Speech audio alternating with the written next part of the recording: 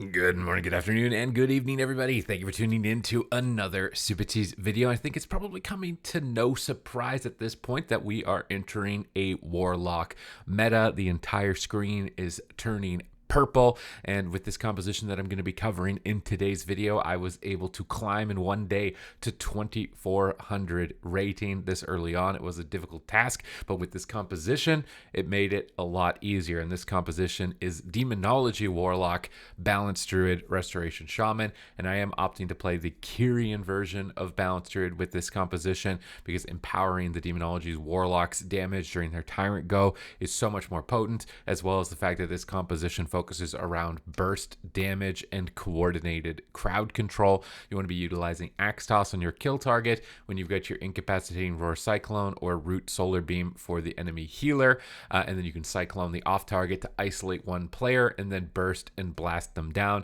and you're going to want to be repeating this as often as possible. At the start of the game, you want to protect your Warlock. You charge in, you knock, and you root, and you try and secure the Demonic Gateway as well as the portal. In this position, we were actually unable to, which means that this is going to become a lot more stressful. I activate my Eclipse immediately to start bursting down the Shaman and Warrior to try and pressure them away from the Warlock while activating Thorns, Root Solar Beam, Axe Toss, double crowd control. We've isolated the Warrior. We Cyclone the Monk out of the Root Solar Beam to continue the CC chain, and we just keep hammering as much damage as we can into the Warrior. This forced basically every defensive cooldown. After we've got every cooldown, we're going to Cyclone the Warrior at low health to prevent their immediate recovery, try and put some pressure towards the Monk to put them into a bad position. And now that their life cocoon is over, thanks to our Cyclone, we can continue to blast damage into the Warrior as our Warlock looks to reposition to pull the enemies out into the open. You can see how he's cutting long lines across both far sides of the map, and while they're running through the center of the field, we can use roots, we can use stuns to prevent them from reconnecting while blasting them down. Here we're going to Cyclone the Enhancement Shaman to remove their support and off heals while we start to move closer to the Mistweaver to look for crowd control because we have so much pressure towards the Warrior in this position. The Warrior's forced to leap away. You can see how much damage, how much control it commands the battlefield with this composition just not even a few minutes into the game.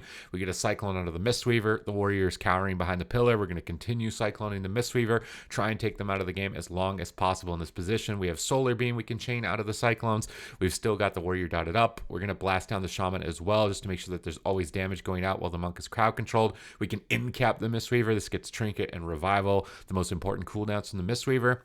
Really important that you're disrupting a Mistweaver with crowd control, because if you try and attack them and just kill them with damage, it's not going to work. Their healing is the highest of any healer in the game. Now they're on the assault, so we're going to Cyclone the Warrior during the Spear of Bastion. We can see it locking our Warlock and our Shaman down here in the midfield, so we want to prevent the Warrior from attacking during that powerful cooldown. But now we've got Demonic Tyrant out on the battlefield blasting the Warrior. The Mistweaver immediately responds with Life Cocoon to absorb the damage of it. This is why coordinating CC on the Mistweaver at the same time is very important. Here I'm still kind of chasing down the Mistweaver. I've Cycloned the Shaman to reposition on top of the Monk to go for an Incapacitating Roar Cyclone. Shaman can't ground because they're in a Cyclone, and that lets us chain the CC, isolate the Warrior, activate Eclipse, dump all of our Star Surges, continue our Cyclones on the Mistweaver. We can swap some damage to the Shaman for some cleave here as the Warrior's activated defensives, but with the Mistweaver, you do kind of want to just focus on one target as much as possible, unlike a Restoration Druid. Here our Warlock's under pressure, so we're going to stack up on them for Spirit Link Totem. As soon as that's been landed, we're going to Cyclone the Warrior and begin immediately kiting out into the open so that this way we can more easily CC all of the damage dealers. I decided in this position to kind of dot all three targets because they were all stacked up. This may end up being a mistake because right here the Solar Beam ends up breaking to dot damage, so I would not necessarily recommend dotting a Mistweaver Monk unless you are actually fully intending to commit to them with maybe an Axe Toss Mortal Coil kind of swap, just because it's going to break your important crowd control that you need to end the game. Because in this position the Monk had no trinket, so if that Solar Beam had sat, Warrior just used a lot of defensives earlier, it could have put us into a really good position. So probably better to avoid dotting the healers with this composition unless you're fully intending to attack them for a long period of time. Here we can Cyclone the Warrior, get our Warlock a little bit more space. We get a Hex onto the Monk. I root him out of line with Wild Charge and get a Cyclone before he can move. Using Feral Charge in bear form to root an enemy healer to stop them from moving can be just as effective as using an Incapacitating Roar if you don't have that cooldown up to chain for a Cyclone. Here I've chained it into a DR Cyclone. We're going to attack Shaman because the Warrior's on the pillar. You just always want to be attacking a target as this composition. And in this swap, we almost managed to take him down. We get Revival, we get Trinket from Shaman, multiple cooldowns from multiple locations, so it's really putting us in a good spot. Then we can swap back to the Warrior, who's now out into the open. You just always want to be attacking somebody at all times. Here I've used Solar Beam on the Shaman, but I think that was honestly just a misclick. That should have 100% been a Solar Beam over onto the Mistweaver, so definitely don't do that. Here we can see Spirit Bastion down on our Warlock, so we're going to Cyclone the Shaman, stop them from attacking. We see Life Cocoon on the Warrior, so we want to try and Cyclone that as well. We end up getting Wind Sheared on it. Then we move towards the Mistweaver. This Cyclone, I should have held this in-cap Roar. You only really want to be using an in-cap when you're going for a Cyclone. I'm not sure if I was mismanaging the DRs at this point, but using the in-cap on the Mistweaver means now I don't have that to chain Cyclone later on, so I'm going to have to kind of run around the pillar, maybe use a Mass Entangle root when I don't have a Solar Beam. Again, roots are effective for holding healers in place for you to land Cyclones and get chain CC, and now their Warrior's going to use their Aegis, is going to absorb magic damage. We get bounced away, not really good position right now with the Warlock on the pillar here. I'm not really able to support too much, and the Monk can line of sight as well, so always repositioning as much as possible is going to be important in the future. Our Shaman is in a Paralyze, so we're going to Cyclone the Warrior. We drop Thorns on our Warlock as well and use Typhoon, just try and knock them away, try and dissuade them from attacking that target while our healer is crowd controlled. Then we're going to jump on top of the Mistweaver, look for Cyclone. They're able to line of sight it. We can use in-cap Roar now that our dots have fallen off. We're going to chain it into a Root Solar Beam and then dump our Incarnation. Healer is CC'd. Time to dump damage onto the target that's already used a lot of defensives. Cyclone out of the Solar Beam. Blast all of our Star Surges. Trinket any CC that we need to, although to be fair in that it should have been Tremored. With a Fear, if you have the ability to break it without your Trinket, you should save your Trinket, since this position was a bit of an overextension.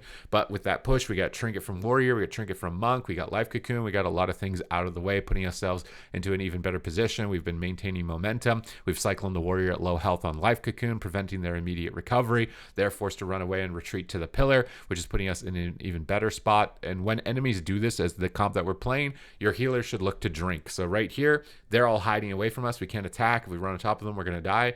So when they do this, you drink, and it's like, oh, what are they going to do? Are they going to sit there and let us get full mana? Well, then we're going to win later on. So they're kind of forced to come off the pillar. Don't fall into the trap of running on top of an enemy melee team when they're all turtling at the same time this late in the game. Then we get CC on the Monk. We start blasting the Warrior. They're forced to retreat back to the pillar, and you can see that this team's probably not having too much fun at the moment with this composition. Definitely a lot of fun. We get a Mass Solar Beam on the healer behind the pillar, but we do not have a Cyclone DR, so it's kind of putting us behind. I use Cyclones on the Shaman as we get later into the game, and dampening gets higher because the Shaman is also like a secondary support healer. So if you've Solar Beamed the Monk, Cyclone the Shaman removes all healing from the team effectively. Really effective. We've activated our Eclipse. We're dumping all of our Star Surges. We try and in-cap the Monk into a Cyclone and try and blast on the target. Here now they're swapping to the Shaman, so I've used Innervate Thorns and Regrowth to try and protect the Thorns, so it's redirecting damage back to them as they're tunneling him, and you can see how much more pressure that Thorns is getting.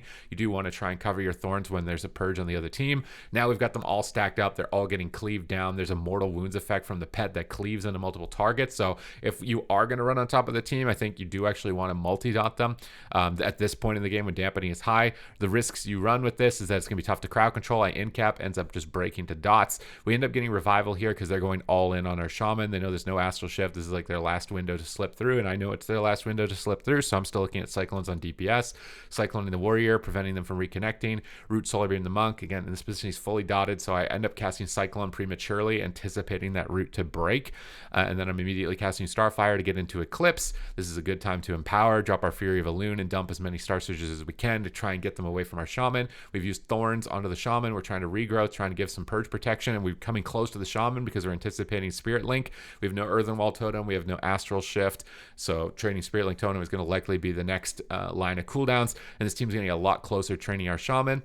But our Shaman's doing a good job of, again, pulling the enemy attackers out into the open so we can support and blast them. And now that we've got them stacked up on the pillar, the pets are cleaving multiple targets. We can swap to the Mistweaver. If we land like a Wind Shear here or Spell Lock on the Mistweaver, their whole team is going to fall over. So I do think once you've got them stacked up like this, deep and dampening, targeting the Monk is not a bad idea. We need to survive one more leg sweep though, and this time they've paralyzed me to stop me from cycloning, which makes it even scarier. We're going to jump on them, just drop an incapacitating roar to drop like a global from their attacks. Try and look for a cyclone maybe under the Mistweaver. We get a Root Solar Beam and trying to Cyclone his Trinket. He doesn't go for it. Warrior leaps out of the battle. We go for a Cyclone again, get Wind Sheared by the Shaman. They're all stacking up on the pillar. Our Shaman should be able to get far away, max distance, be able to drink and put them in a position where they have to attack me or my Warlock, which is not optimal for them with how committed they've been. And they've decided, you know what, we got to make a push. They're going to go all in. So we just reverse the pressure and just Axe Toss the Warrior right when he's going in with no Trinket, punish him heavily with damage. It's not always necessary for you to like peel heal enemy attackers as they're moving in